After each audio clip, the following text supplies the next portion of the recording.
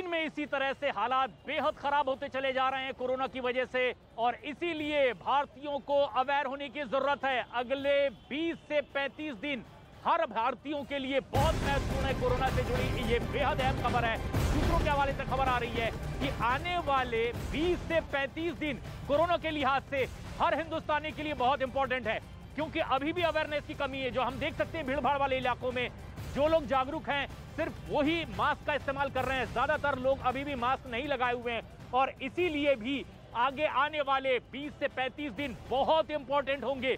जिस तरह से चीन समेत दुनिया के कई देशों में लगातार कोरोना के मामले बढ़ते चले जा रहे हैं, हाहाकार मचा हुआ है, कहीं ऐसी नौबत भारत में ना आए, इसीलिए अवेयर होने की जरूरत है, एहतियात बरतने की जरूरत है।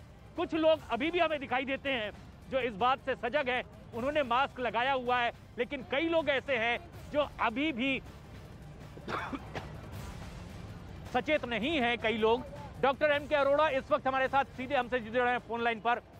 अरोड़ा साहब, जिस तरह से अवेयरनेस की बात कही जा रही है, कितना बड़ा रोल और आने वाले 20 से 35 दिन किस कदर हमारे लिए इंपॉर्टेंट हो सकते हैं?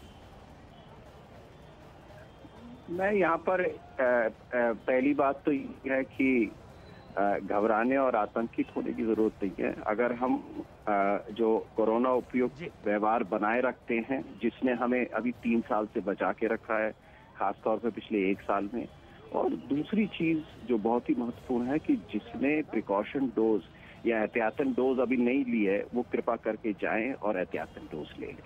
यही 2 बातें कहना चाहूंगा जी। लेकिन अब भारत सरकार ने नेजल वैक्सीन को भी मंजूरी दे दी है। कितना इंपॉर्टेंट रोल हो सकता है और कितनी सहजता इससे बढ़ने वाली है? ये जो इंट्रानेजल वैक्सीन है, ये भारत की एक वैज्ञानिक उपलब्धि और है जो भारत में ही पूर्णतः निर्मित है जी। दूसरी चीज, ये दुनिया की दूसरी ऐसी वैक्सीन है, खाली कुल मिलाकर 1 या 2 वैक्सीन है जो इंट्रानेजल के लिए रेगुलेटर्स के द्वारा अप्रूव करी गई हैं। तीसरी चीज, इनको नाक में, दोनों नाक में कुछ बूंदें डालनी होती हैं और उससे हमें प्रोटेक्शन मिल जाता है।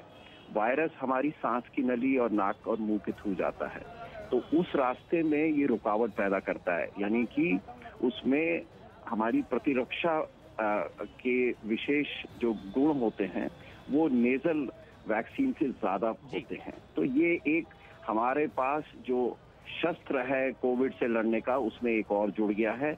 और मैं यहाँ कहना चाहूंगा, मेरे को लगता है अगले कुछ समय में ये वैक्सीन हम सबके लिए उपलब्ध रहेगी मार्केट में।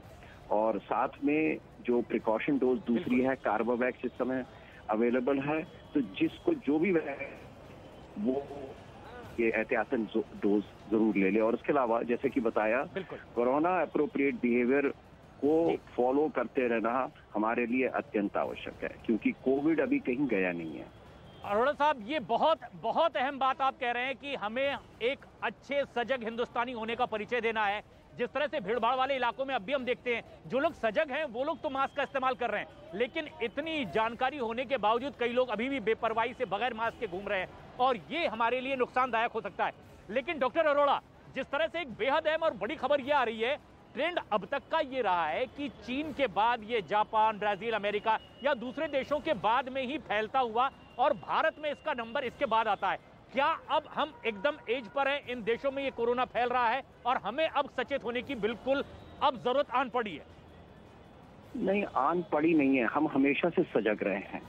पिछले 1 साल में एक समय भी ऐसा नहीं आया तो कहते हैं allowed our guards to let ji.